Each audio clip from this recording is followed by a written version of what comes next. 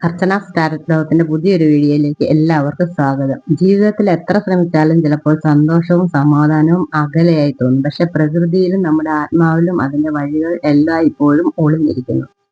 ഇന്ന് ടാരോ നമ്മളോട് പറയുന്നത് എന്താണ്? സന്തോഷവും സമാധാനവും വളർത്തിയെടുക്കാൻ എന്ത് ചെയ്യാം? ഇനി കാർഡിലേക്ക് കടക്കാം. Ace of pentacles. ഇത് പുതിയ തുടക്കങ്ങളുടെ സമൃദ്ധിയുടെ ഭൂമിയിൽ നട്ടു വളർത്തുന്ന വിത്തിന്റെ കാർഡാണ്. സന്തോഷവും സമാധാനവും വളർത്താൻ ആദ്യം ഭൗതിക അടിസ്ഥാനങ്ങൾ ഉറപ്പാക്കുക. നിങ്ങളുടെ ആരോഗ്യം, ധനം, ദൈനംദിന ശാന്തി എന്നിവ. അടുത്ത കാർഡ് 4 ഓഫ് വാൻഡ്സ് ആണ്. ഇത് ആഘോഷത്തിന്റെ, വീട്ടിലെ ബന്ധങ്ങളുടെയും സന്തോഷത്തിന്റെയും കാർഡാണ്. നിങ്ങളെ പിന്തുണയ്ക്കുന്ന ബന്ധങ്ങൾ നിങ്ങൾ പ്രോത്സാഹിപ്പിക്കുക. ചെറിയ വിജയങ്ങളും ആഘോഷിക്കുക. അതാണ് വീടിന്റെ യഥാർത്ഥ സമാധാനം. ദി ഹെർമിറ്റ് പറയുന്നത് ആത്മപരിശോധന, ഏകാന്തതയുടെ ശാന്തി ഇവയൊക്കെയാണ്. സന്തോഷം പുറത്തല്ല, അകത്താണ്. ആത്മവിമർശനം ചെയ്യുക. നിശബ്ദതയുടെ വഴികളിലൂടെ സ്വയം കണ്ടുപിടിക്കുക. നിശബ്ദതയിലൂടെ നിങ്ങളുടെ ആത്മാവിനോട് സംസാരിക്കൂ. അടുത്ത കാർഡ് വന്നിരിക്കുന്നത് 9 ഓഫ് പെന്റക്കിൾസ് ആണ്. സ്വയം പര്യാപ്തത, ആന്തരിക സമൃദ്ധി ഇവയൊക്കെയാണ് ഇതിനർത്ഥമാക്കുന്നത്.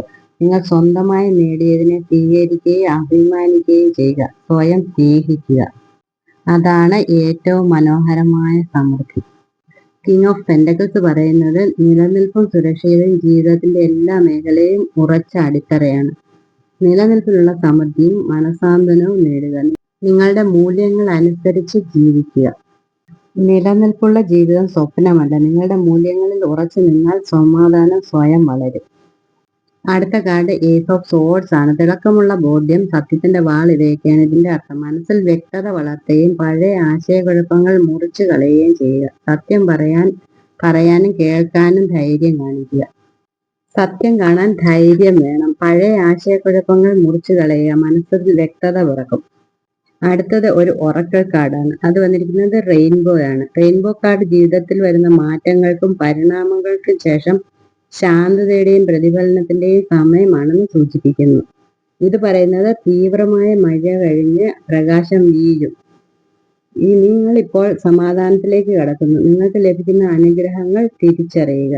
അതായത് സമാധാനവും സന്തോഷവും ഇനി പുറത്ത് അന്വേഷിക്കേണ്ടതില്ല. അത് നിങ്ങളുടെ ഉള്ളിൽ തന്നെ ഇപ്പോൾ വിരിയാൻ തുടങ്ങുന്ന കാലഘട്ടമാണ്.